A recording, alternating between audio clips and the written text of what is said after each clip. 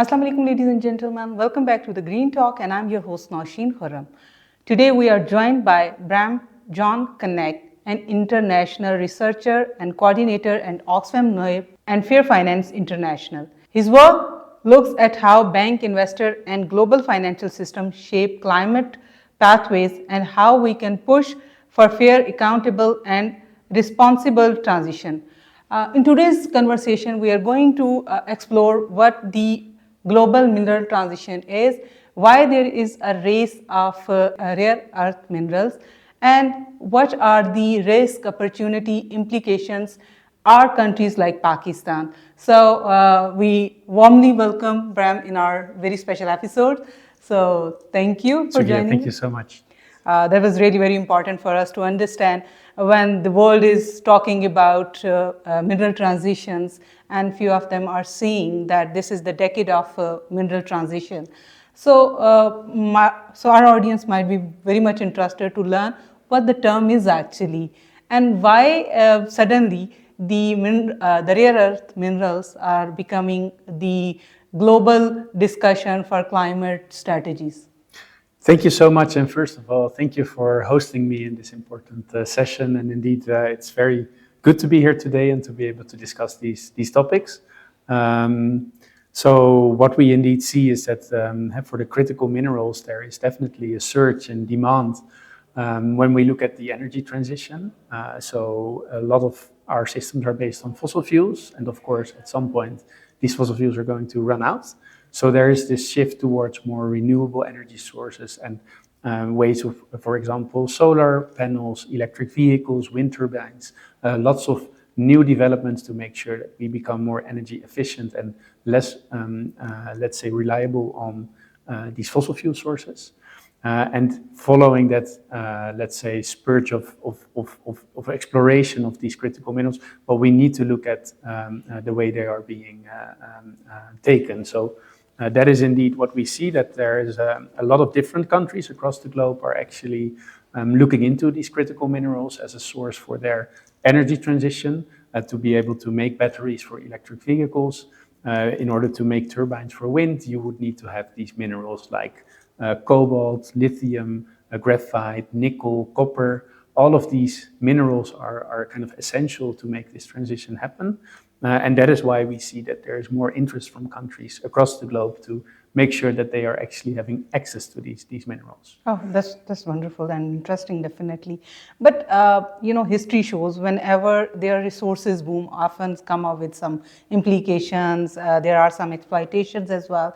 So when this is at its boom, it's on its peak. So what are the risks involved in extractions of minerals? That's a very, very good question, and indeed, I think as history has shown, with other surges or booms for specific materials or specimen, I think that you see that there is risks of negative externalities for people and planet.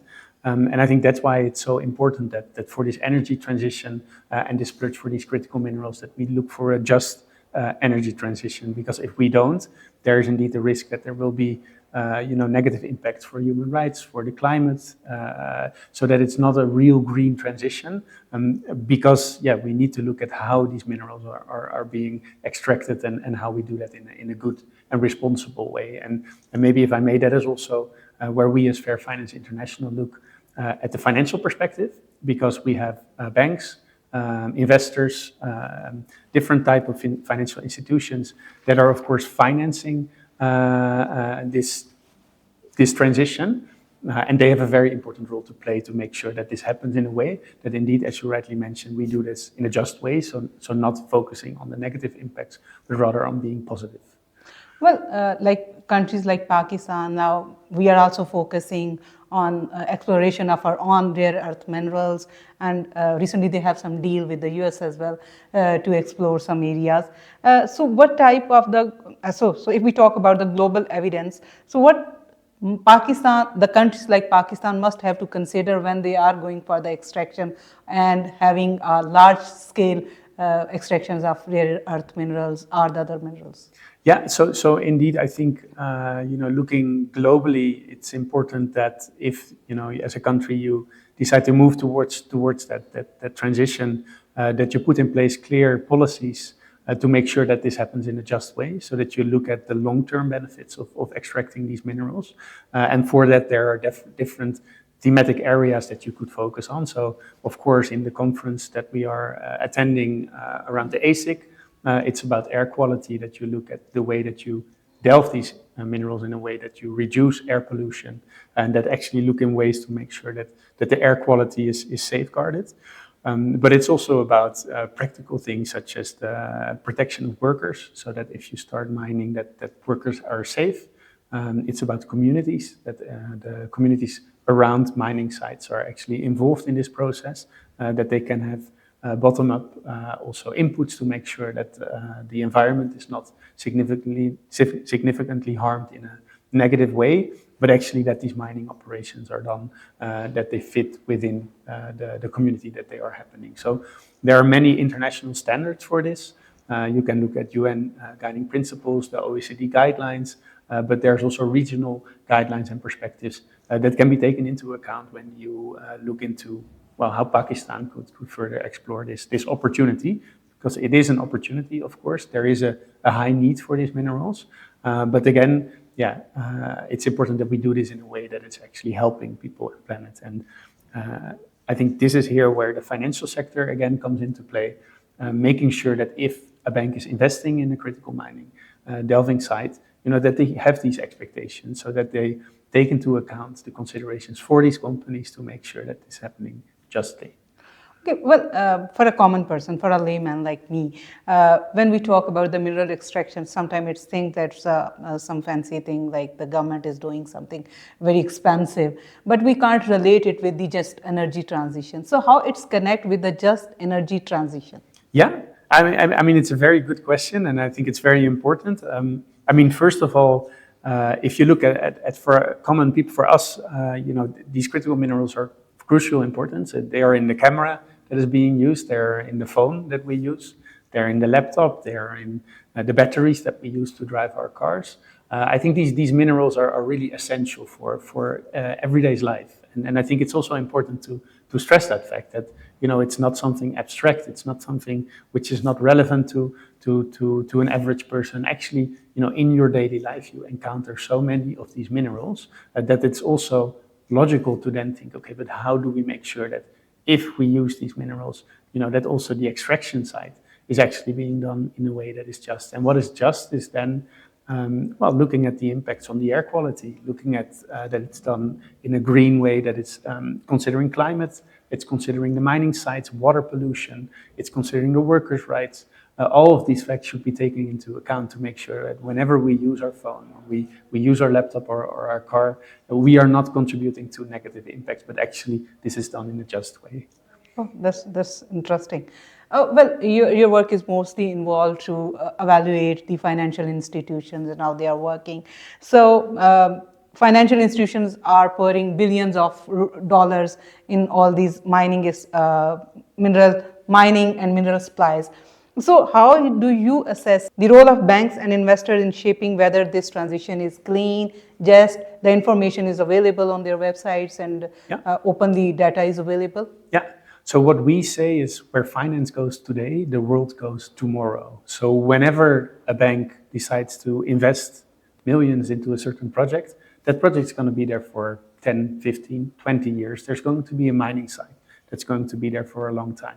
So the role of the financial sector is actually crucial, because they decide basically with their financial flows where the money is going to, which is going to be locked in for quite some time. So looking at the role of these banks, these investors, is actually crucial to enable that just transition, because they have the leverage, they have the financial flows and means. So whenever they, considering to invest in a certain company which is involved in critical mineral extraction, they have a seat at the table to say, well, if you're going to do this, take into account some of these principles that we have formulated, like make sure there's, air safe, the air quality is good, or make sure that there's not too much pollution of water, and make sure that whenever you work there is space for workers to be safe and to organize themselves. So what we do when we engage with these investors is that we have dialogue with them on some of these principles. There are many banks that actually have principles in this, and that we, together actually look at the companies and see if they have these principles also in place. So where the world goes, finance goes today, the world goes tomorrow. I think that's really showing the crucial role that the financial sector has to play. That's very much interesting. Okay, well, the normal people, like the common people, when we save our money in the banks and when we invest in something in the bank, like insurance policies and anything, so we are not more concerned where they are, spending that money, where they are in banks are investing, where. But what are people like us can contribute toward the clean air, to just energy transitions, and how they overlook where their money is going? Yeah, so that's an excellent question. And I mean, as a citizen, you decide where you invest your money. So there are different banks, there are different organizations, different investors.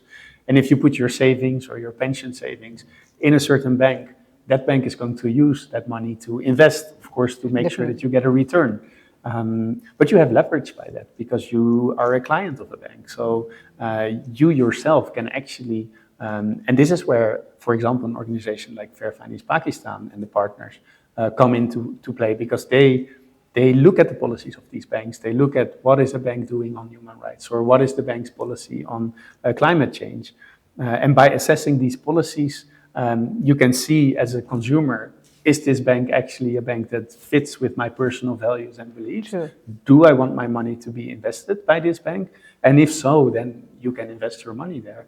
But you can also consider not to invest in a specific bank. So I think putting your account somewhere is in some way a way to also contribute to shaping that just energy transition. So there are different countries in our network, for example, in Europe, where consumers are actually very engaged in this process. They ask questions to the bank. The bank publishes reports, which are also in the media, that actually show what is a bank doing in this. And I think there is a value to be added. So that's definitely, for all of us, it's of importance. My last question would be, if we talk about the Pakistan, so what are the 3 priority actions states should take to protect its people, its citizens, when they are extracting the minerals and doing rare earth element exploration? So what the 3 key strategic action they must have to take? Yeah, thank you very much for this. I think one of the outcomes of the conference that we are attending is that a white paper will be drafted where a lot of these recommendations will also be integrated. I think overall speaking, it's important that, focusing on this energy transition, you can do it right now. So there's a lot of interest, there's a lot of opportunity. And my main takeaway would be, if you do it right now from the beginning, it's going to be a long-term sustainable investment. And doing it right, more concretely, means engaging with the different stakeholders involved, engaging with the banks, engaging with the regulators and the policymakers, with the civil society, to really find, how to tailor this to Pakistan in a way that it's going to move forward the country, that's going to help the country flourish in this regard. And that would mean, also looking at international standards and regulations developments that are out there that could help support that transition. So that would, I think, be my takeaway. Do it right and do it in a way that it's helping the country move forward. And there are many details way in how you can formulate that. But for now, I think that would be the main recommendation. Last message you want to give our people? I just want to say thank you very much for hosting me here in Pakistan. It's my first time visiting your country, and it's beautiful. I'm really honored to be here today and to attend this conference. The hospitality, the intellect of the people, it's really interesting and very inspiring to be here and to meet people from Pakistan. I think there's a lot of opportunities.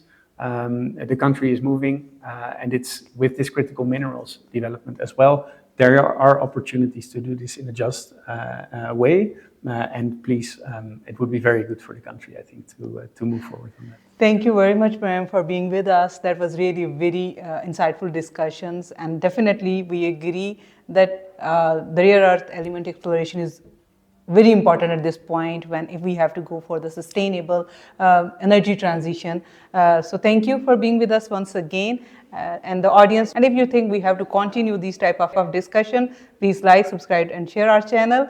And we will be again with you with any new topic with our new guest. So till that, Allah Hafiz.